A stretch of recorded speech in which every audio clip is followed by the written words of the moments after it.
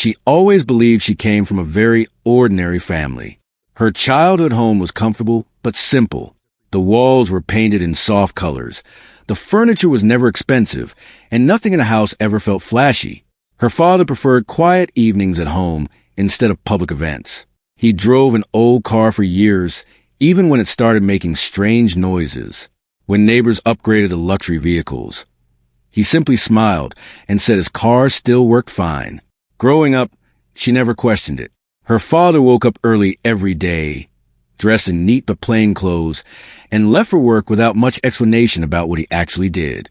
If anyone asked, he would simply say, "I handle investments." It sounded ordinary enough. He never talked about numbers, profits, or business deals at the dinner table. Instead, he asked her about school, her friends, and her dreams. He raised her to believe that respect mattered more than money. He often told her, "If someone treats you well when you have nothing to offer, that is the person who truly values you." At the time, she thought it was just fatherly advice. She carried those words into adulthood. When she met the man who would later become her husband, she believed she had found someone hardworking and ambitious. He worked at a large company in the city. He spoke confidently about growth, competition, and success. His voice always carried excitement when he described closing a deal or impressing senior management. She admired that about him. He liked that she was calm and supportive. He often said she gave him peace after long work days. In the beginning, he introduced her proudly to colleagues and friends. He held her hand in public and spoke about their future as if it was already shining. They married after 2 years. The wedding was beautiful, but not over the top. Her father insisted on keeping it elegant and simple. There were no loud displays of wealth, no dramatic entrances, just close family, warm lights, and genuine smiles.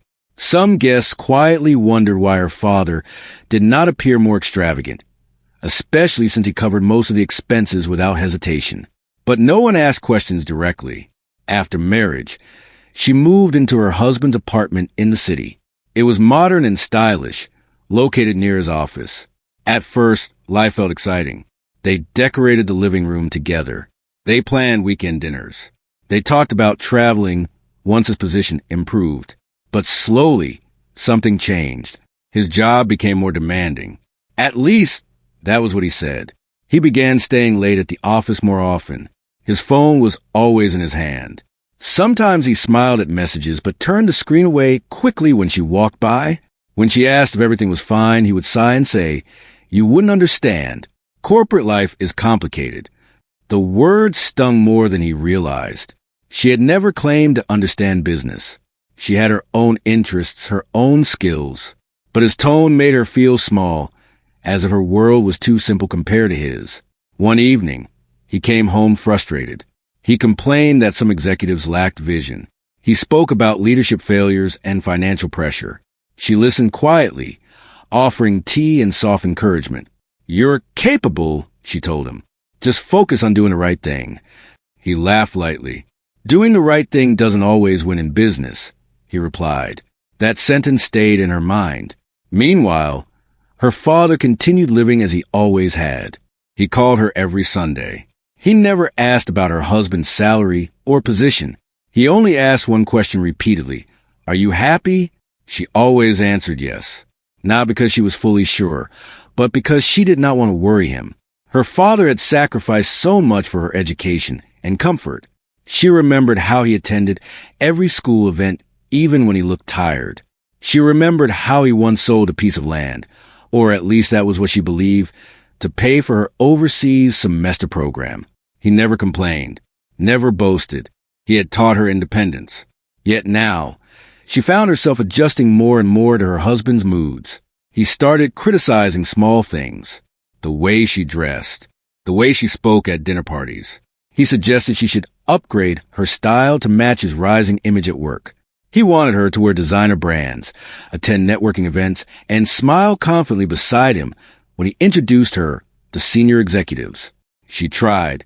She bought a few new outfits, though she felt uncomfortable spending that much money on clothes. She attended company gatherings, standing quietly beside him while conversations flowed around her about mergers, stocks, and leadership strategies. Sometimes she caught unfamiliar looks from one particular woman at these events. A colleague of her husband, stylish, bold, always laughing at his jokes. She brushed away the uneasy feeling. Trust meant believing without constant doubt. At home, distance grew like an invisible wall. Conversations became shorter. Meals were quieter. When she reached for his hand, he often claimed he was too tired. Still, she believed marriage required patience. One afternoon, she decided to visit her father without informing her husband. She missed the calm of her childhood home. When she arrived, she found him sitting in the garden, reading as usual. He looked up and smiled warmly. "You look tired," he said gently. She forced a smile. "Just city life." They sat together in comfortable silence. The house looked exactly the same. No expensive renovations. No signs of sudden wealth. Just simplicity. "Remember what I told you years ago?" he asked. She nodded. "About respect?" "Yes. Money can create noise, but character shows in silence." She didn't fully understand why he said that at that moment, but his voice carried a depth that made her chest feel heavy. Back in the city, her husband's attitude continued shifting. He became more focused on impressing upper management. He often mentioned that the company was going through internal changes, ownership discussions, investment shifts, but he spoke with confidence, as if he was untouchable. "When the new investors come in," he said one night, "I'll probably move up. They need people like me, visionary thinkers." She smiled politely. He rarely asked about her own plans anymore. One evening, she overheard him on the phone. His voice was softer than usual, almost playful. "Don't worry," he said. "She doesn't suspect anything." Her heart raced. When she entered the room, he ended the call quickly and claimed it was a work matter. Doubt began to replace patience. Still, she kept quiet. She wanted proof before confronting him. She wanted to believe she was overthinking. Meanwhile, far away from the noise of city offices and whispered phone calls, her father was reviewing documents in a private office space she had never seen before. He listened more than he spoke. People addressed him with respect, but he never allowed unnecessary praise. He had built something much larger than she could imagine, but he protected that truth carefully, not to deceive her, but to protect her from people who might see her as a shortcut to power. He believed that if someone loved her without knowing her background, that love would be real. What he did not know was that the test was already unfolding. Back in her apartment, she stood by the window one night, watching city lights flicker below. Her reflection looked different now, less certain, more questioning. She remembered her father's simple car. She remembered her husband's proud speeches about status. Two very different definitions of success. Her phone buzzed with a message from her husband. "Don't wait up. Late meeting." She placed the phone down slowly. In that quiet moment, she felt something shifting inside her. Not anger, not yet, but awareness. She did not know that powerful decisions were already moving behind closed doors. She did not know that ownership papers were being signed. She did not know that the company her husband trusted so deeply was quietly changing hands. All she knew was that her marriage no longer felt safe. And somewhere in the distance, her father was watching carefully, silently, patiently. The storm had not yet arrived, but the air had already changed. The next few days passed with a strange heaviness in the air. She could feel it the moment she woke up and the moment she went to sleep. Nothing dramatic had happened yet, but something felt wrong in a way she could not explain. Her husband became more focused on his appearance than usual. He spent extra time choosing his clothes, checking his reflection, and making sure everything looked perfect before leaving for work. He talked often about an upcoming company event that senior executives would attend. "It's important," he said. "People with real influence will be there." She nodded, even though he did not ask for her opinion. A few nights later, he mentioned the event again and casually added that spouses were welcome. His tone made it sound like an afterthought.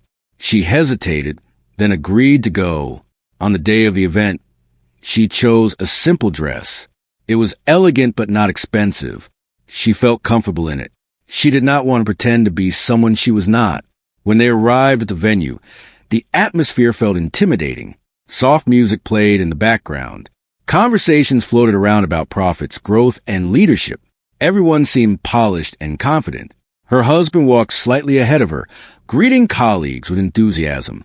She followed quietly, smiling politely when introduced. Then she saw her, the same woman from previous gatherings. She stood close to her husband, laughing openly, touching his arm as if it was natural.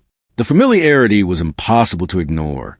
The woman looked at her from head to toe, her smile sharp and deliberate. "Oh, you're here too," she said lightly. "I didn't expect it." The word sounded friendly, but the meaning underneath was not. Her husband chuckled. "She wanted to see how these events work," he said. The woman raised an eyebrow. "That's cute. Corporate life can be overwhelming for some people." A few people nearby laughed politely. Her chest tightened, but she stayed calm. She noticed how her husband did not correct the tone. He did not defend her. Instead, he seemed amused. As the evening continued, the comments became more direct. The woman spoke loudly about luxury brands, expensive vacations, and elite circles. Each sentence felt like a comparison. At one point, she glanced at her and said, "Some people are just lucky. They marry into success instead of earning it." Her husband smiled again. That smile hurt more than the words. Later, during a group conversation, someone asked about her background. Before she could answer, her husband interrupted. "She comes from a very simple family," he said casually. "Nothing fancy." The group nodded, interest fading instantly. She stood there invisible. She excused herself and walked toward the balcony, needing air. Her hands trembled slightly as she leaned against the railing. She reminded herself to breathe. Behind her, she could hear laughter. Her husband's laughter. The woman's laughter. In that moment, the doubt she had been suppressing for months finally surfaced clearly. This was not stress. This was disrespect. When they returned home that night, she did not confront him. She watched him place his phone face down on the table. She noticed a faint smile still on his lips. She went to bed early, pretending to be tired. Sleep did not come easily. The following morning, she checked his jacket pocket while folding clothes. Her heart raced as she found a folded receipt from an expensive restaurant she had never been to. The date matched the night he claimed to be working late. Her hands felt cold. Still, she needed certainty. She began paying attention. Small details she once ignored now felt loud. Late-night calls taken in another room. Messages deleted quickly. Sudden mood changes. One evening, she finally asked calmly, "Is there someone else?" He looked surprised and annoyed. "You're being insecure," he replied. "You wouldn't survive a day in my world if this is how you think." The words cut deep. She did not argue. She simply nodded and walked away. That night, she called her father. Her voice sounded steady, but her eyes burned. "Are you still happy?" he asked gently. There was a pause. "I'm not sure," she admitted. He did not press for details. He never forced her to speak before she was ready. "Whatever happens," he said softly, "remember you are never alone." She thanked him and ended the call, tears finally falling. Meanwhile, in quiet offices far from city noise, her father was reviewing detailed reports. Names, numbers, corporate structures. He did not look angry. He looked focused.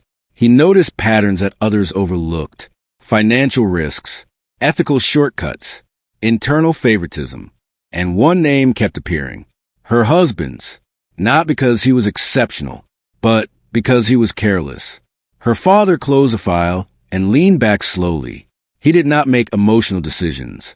He had learned long ago that power used without patience caused destruction. But silence did not mean inaction. Back at home, tension grew heavier. Her husband became openly dismissive. He criticized her opinions, her routines, even her silence. "You should be grateful," he told her once. "Many women would kill to live this life." She looked at him and realized something painful. He no longer saw her as a partner. He saw her as an accessory. Days later, she received a message from the woman. It was brief. "You deserve better, but don't stand in the way of ambition." Her hands shook as she read it. That night, she packed a small bag and went to her father's house without explaining much. He welcomed her without questions. She slept peacefully for the first time in weeks. The next morning, her father made breakfast quietly. No lectures, no anger, just presence. She did not yet know that a major board meeting had been scheduled.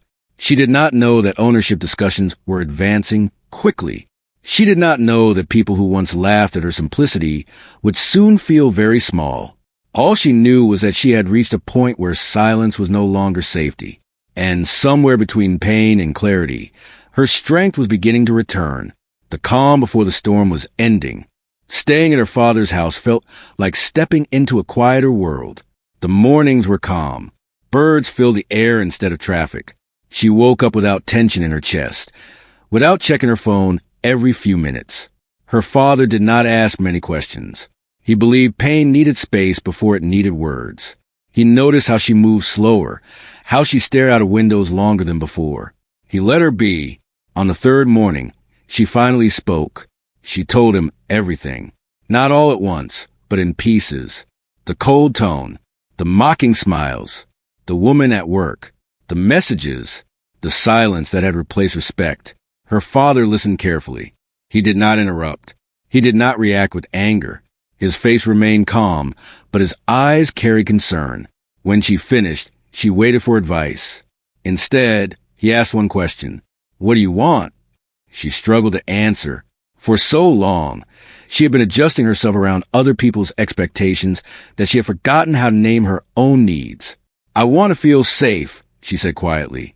He nodded. "Then you are in the right place." Back in the city, her husband noticed her absence quickly. At first, his messages were short and impatient. "Where are you? Why did you leave without telling me?" When she did not rush back, his tone changed. "Let's talk. You're overreacting." She read the messages without responding. For the first time, she was not afraid of silence. Meanwhile, her father's days became busier. He spent long hours in meetings, some in person, some on secure calls. He reviewed documents with careful attention. He asked precise questions. People spoke respectfully to him, addressing him with titles she had never heard before. She noticed but did not ask. She assumed he was simply handling another investment. What she did not know was that the company her husband worked for was in deeper trouble than it appeared from the outside. Debt was hidden behind confident presentations. Decisions were made to impress investors rather than protect long-term stability. Her father saw the full picture. He did not move quickly. He never did. He used separate investment groups, each operating legally and independently, to acquire shares. Slowly, quietly, without drawing attention. No headlines, no announcements, just signatures. At work, her husband felt powerful. He believed he was on the edge of a major promotion. He spoke openly about the company's future with confidence, even arrogance. He also grew more careless. He began arriving late to meetings. He ignored compliance warnings. He trusted that his charm and connections would protect him. The woman stayed close. She encouraged his confidence. She laughed at his complaints about his wife's simplicity. She told him he deserved more. He believed her. One afternoon, he received an email about an upcoming executive review. It mentioned a new majority stakeholder who would be introduced soon. He barely glanced at it. He assumed it was good news. Back at her father's house, she began rebuilding herself in small ways. She went on walks in the morning. She helped with cooking. She read books she had once abandoned.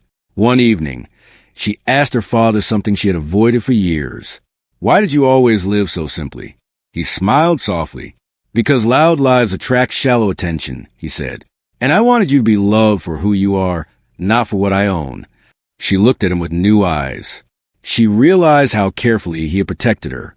In the city, tension inside the company grew. Senior executives whispered about sudden changes in ownership structure. Departments were asked to submit detailed performance reports. Audits began. Her husband felt uneasy for the first time. Still, he told himself he had nothing to fear. One evening, he came home to an empty apartment. The silence felt unfamiliar. He scrolled through his phone, rereading her old messages. For a moment, doubt touched him. He pushed it away. He convinced himself she would return. At her father's house, she finally asked a question that had been forming quietly in her mind. Did I fail? Her father looked at her carefully. No, he said firmly. You learned. The difference mattered. Days later, her husband showed up unannounced at her father's gate. His confidence looked thinner now. She met him outside. He apologized, but his words felt rehearsed. He spoke about misunderstandings, pressure, and stress. He did not mention respect. She listened calmly. I need time, she said. He frowned, clearly amused and not being forgiven immediately. You're making a mistake, he warned. You don't understand what you're walking away from. She looked at him steadily. I understand more than you think, she replied. He left frustrated. That same evening, her father finalized another acquisition. The balance shifted. At work, executives received official notice of a mandatory meeting. Attendance was required. No exceptions. Her husband felt nervous but tried to hide it. The woman assured him everything would be fine. You're important, she said. They need you. He wanted to believe that. At her father's house, she sensed something changing. The air felt heavier, more focused. Calls became shorter but more frequent. Meetings were scheduled with urgency. She did not yet know what was coming. All she knew was that she felt stronger than she had in months. She was no longer chasing approval. She was waiting, somewhere between boardrooms and quiet gardens. Consequences were lining up, not driven by revenge, but by truth. The illusion of control was about to break, and the people who laughed at simplicity were about to learn how powerful silence could be. The morning of the executive meeting arrived with unusual tension inside the company building. Employees spoke in low voices. Assistants moved quickly between offices. No one seemed fully informed, but everyone sensed that something important was about to happen. Her husband stood in front of the mirror longer than usual. He adjusted his tie twice. He checked his phone repeatedly, hoping for reassuring messages. The woman from his office sent one. Relax, it read. You're safe. He smiled faintly and left for work. The boardroom looked different that day. The long table was polished carefully. Fresh water glasses were placed in front of every seat. A screen at the front displayed a simple message: ownership transition briefing. Senior executives entered slowly, greeting one another with forced confidence. He took his seat, trying to appear calm. Minutes later, the door opened. A small group walked in first. Legal advisors, financial officers, and unfamiliar faces dressed in understated suits. They were not loud, but they carried authority. Then another figure stepped inside. He froze. It was his father-in-law, the same quiet man who drove an old car, the same man he had once described as simple, the same man whose daughter he had mocked in front of colleagues. For a second, he thought it was a coincidence. Perhaps he was there for a minor investment role. But then something happened that made the room shift completely. The board members stood up, not casually, respectfully. Her father walked calmly to the head of the table. He did not rush. He did not look angry. His expression was steady, focused. The room fell silent. One of the legal advisors began speaking. As of this week, majority ownership of this company has officially transferred to our principal investor and his group. All procedures have been completed in full compliance with regulations. A slide appeared on the screen. Documents, dates, signatures. Her husband felt his throat tighten. The principal investor was named clearly. It was his father-in-law. The room buzzed with whispers. He looked around, hoping someone would laugh. Call it a misunderstanding. No one did. Her father remained seated, hands folded calmly on the table. When he finally spoke, his voice was firm but not loud. Thank you for your work over the years, he began. Today marks a new chapter.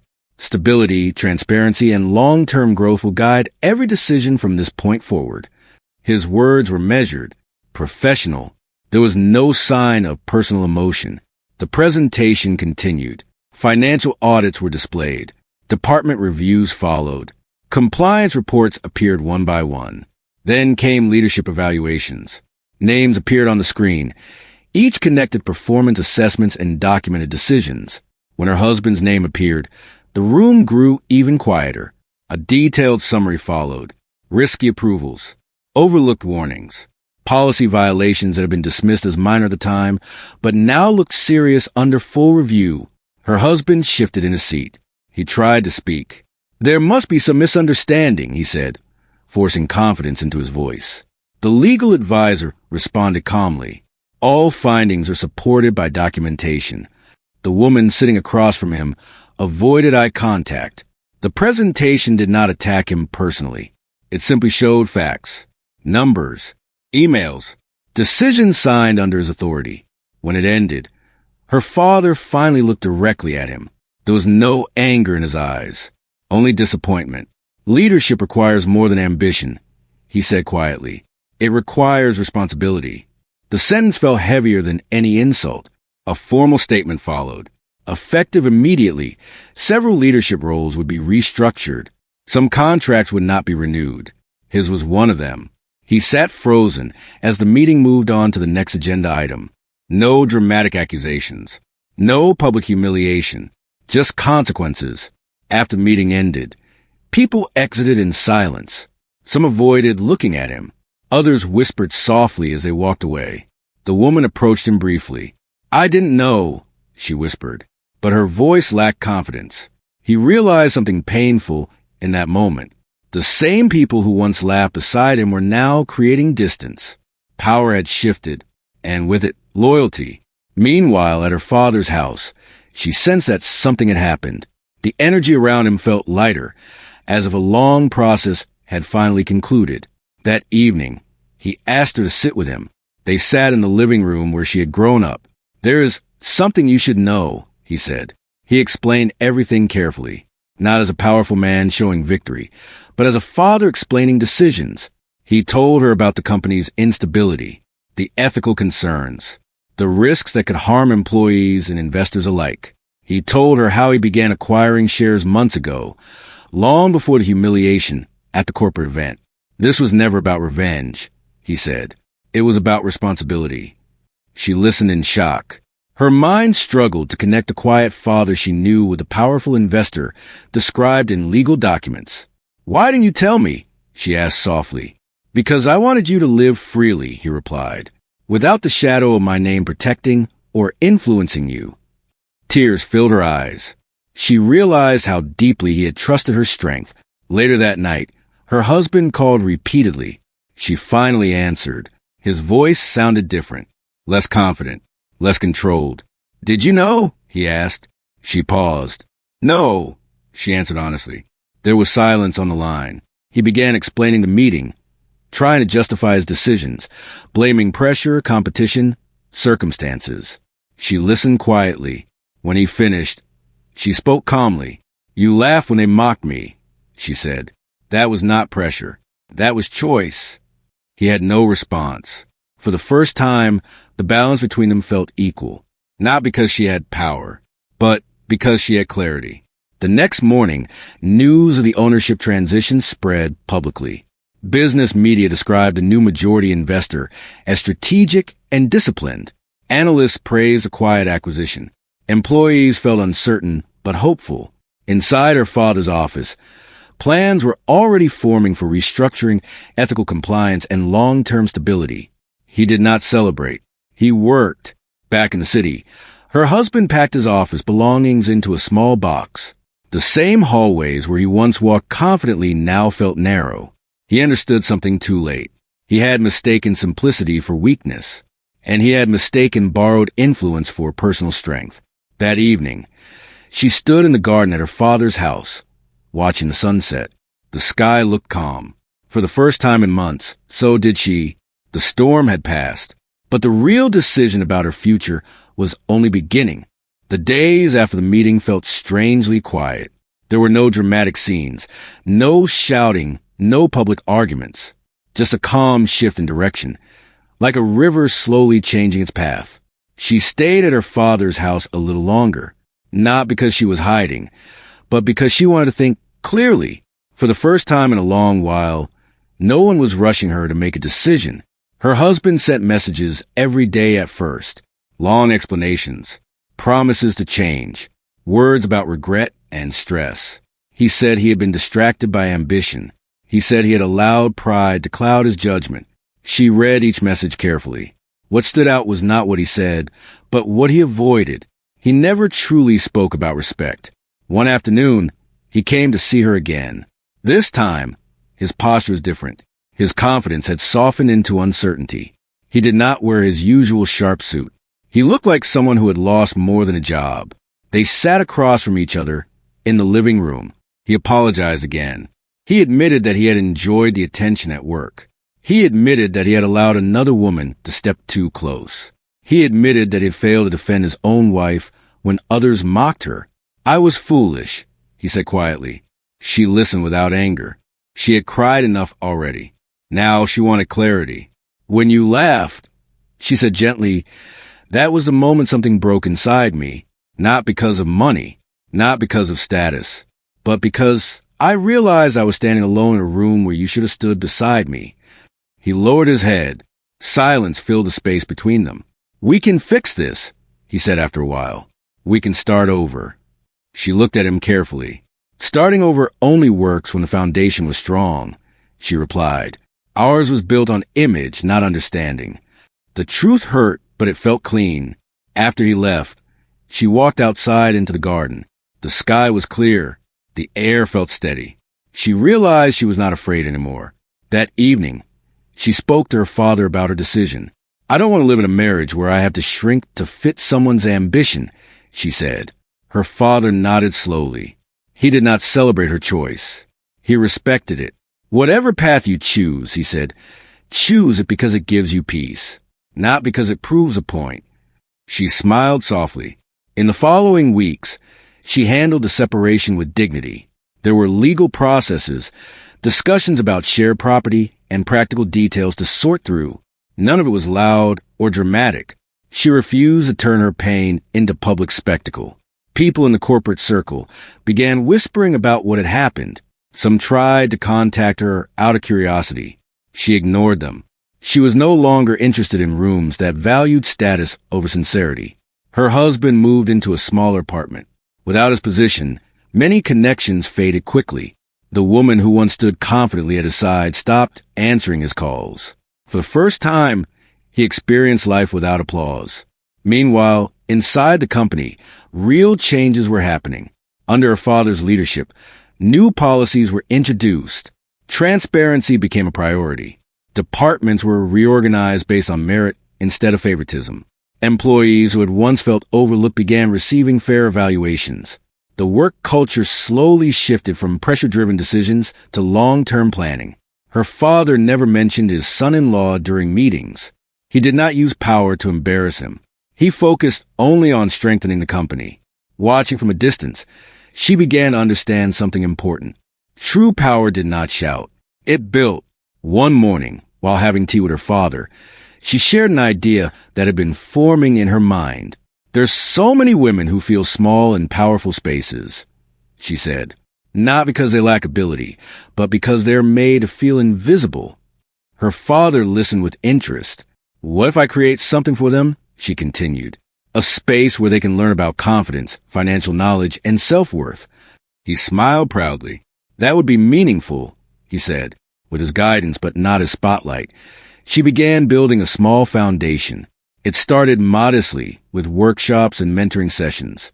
She invited professionals who valued ethics and respect to speak about leadership that included empathy. She shared her own experience carefully, without naming anyone, without bitterness.